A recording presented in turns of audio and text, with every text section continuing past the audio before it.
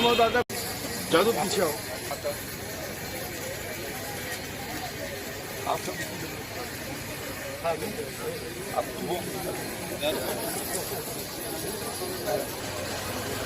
हम विकलांगों के लिए जो उन्होंने राहत कामना की अपने हाथों से वितरण किया, इसके लिए हम लोग आभारी हैं, क्योंकि हम लोग विकलांग होने के कारण जो देश नहीं जा सकते थे, इसके लिए मोदी जी को लाख लाख हम आभार प्रकट करते हैं।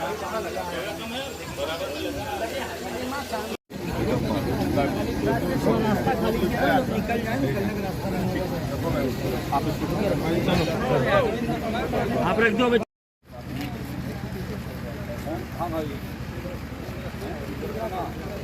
नहीं होगा कि भाई पैरा अकेले अकेले नहीं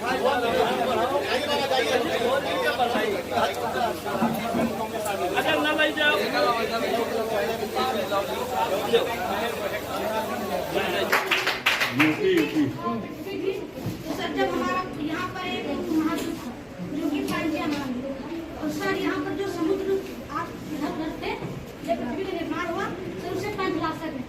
तो पांजिया महाद्वीप जब दो भागों में टूटा तो अंगारा लैंड और गोंडवाना लैंड।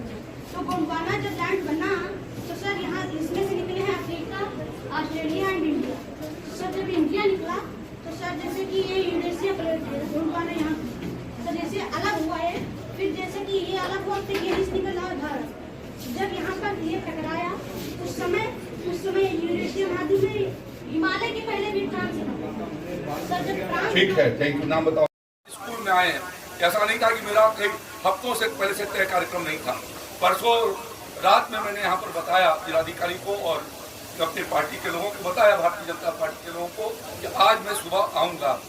और बिना तैयारी के जब आए तो मैंने देखा कि यहाँ के बच्चे अच्छे तरीके से कर रहे हैं, और जो क्लास 6 के 6वीं कक्षा का जो बच्चा है, कैसे वो स्मार्ट क्लास पर भारत का नक्शा बना सकता है, विश्व का नक्शा बना सकता है, और उसमें उत्तर प्रदेश को कैसे लोकेट कर सकता है, और उसमें बहराइच कहाँ पर है, यह भी क्षमता आज हमारे इस विद्यार्थियों की, जो छात्रों की हो रही है।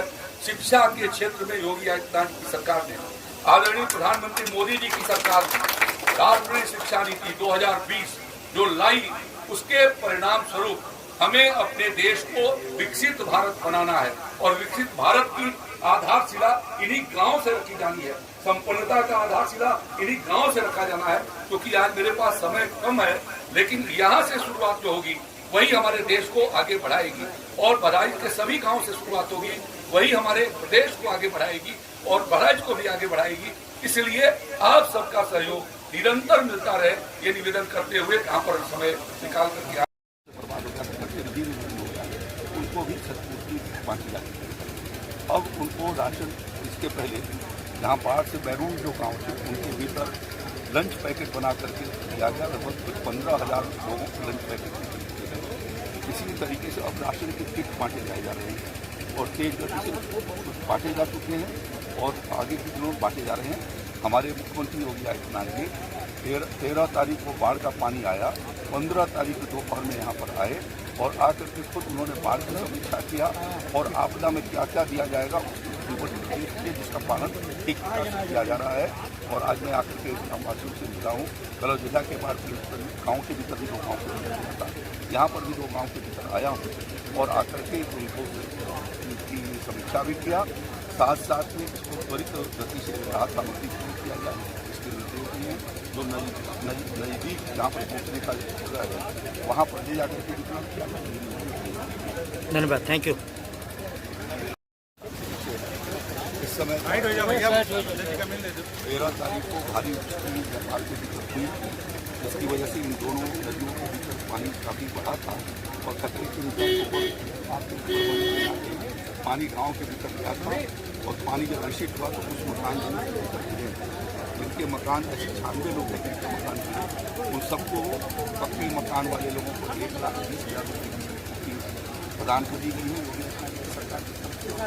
शेष जो कच्चे मकान वाले थे उनको 8,000 रुपये के हिसाब से, और 45-46 लोग ऐसे लोग हैं उनको भी दिया गया है, जिनकी जो माताएं बहनें हैं, इन सबका स्वागत करता हूं। आपके जिले में 13 तारीख को नेपाल में जो भारी बरसात हुई उसकी वजह से सरयू और घाघरा में अगल बगल के गांव में उनके नदी तट के किनारे वाले गांव बड़े पानी के वजह से एकाएक पानी भरने की वजह से प्रभावित हो गए और जल जमाव की स्थिति और कटाव की स्थिति शुरू हुई। कई काफ़ी मकान यहाँ पर गिरे हैं, फसलों को क्षति हुई है और सबको जिनके घर गिर गए उनको योगी आदित्यनाथ जी की सरकार की ओर से राहत धनराशि उनको प्रदान किया गया है। जिनके पक्के मकान कटे थे उनको 1,20,000 रुपया, जिनको कच्चा कटा था उनको 8,000 रुपये और जिनकी फलानी फूस और मिट्टी की फलानी थी उनको 5,000 रुपये उनको दिए गए हैं। इसी प्रकार से जिनके मवेशियों और जिनके बाकी बर्तन के और या अनाज के भीतर नुकसान हुए थे उनको भी क्षतिपूर्ति प्रदान किया गया है। और जो प्रभावित परिवार हैं उन प्रभावित परिवार को योगी आदित्यनाथ जी की सरकार की तरफ से उन्हें 1 महीने तक का भोजन की व्यवस्था कैसे हो इसके लिए ये राशन किट आपको दिए जा रहे हैं।